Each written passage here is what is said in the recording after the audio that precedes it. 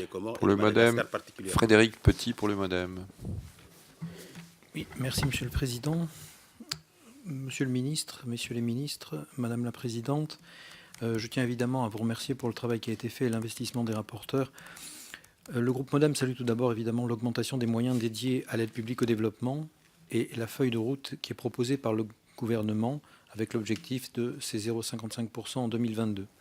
En effet, comme on le dit tous autour de la table, ce que la France fait aujourd'hui en matière d'aide publique au développement n'est pas à la hauteur de son image et de ses engagements internationaux. Je salue donc qu'avec cette trajectoire réaliste, avec des jalons clairs, nous ayons une stratégie budgétaire cohérente sur plusieurs années.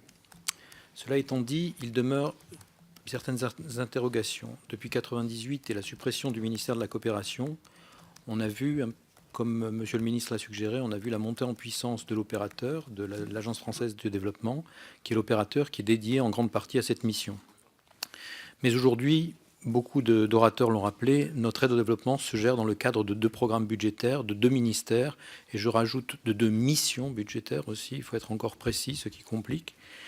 Nous avons, et je crois qu'on n'inversera pas la tendance, on parle d'inverser la tendance, on n'inversera pas la tendance s'il n'y a pas un pilote dans l'avion.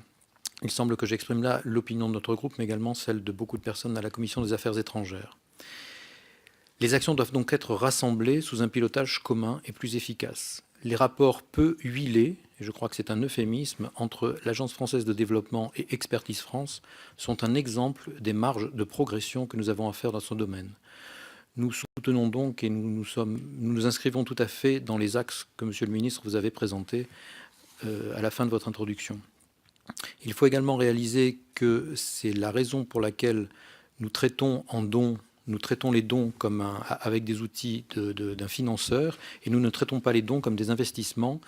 On pourrait considérer les dons comme un investissement à long terme, qui sont la contrepartie d'une collaboration rapprochée, d'une confiance mutuelle et, comme je l'ai dit auparavant, comme un outil au service d'une diplomatie globale. Merci. Pour les constructifs, Nicole Sanquer. Elle est partie. Pour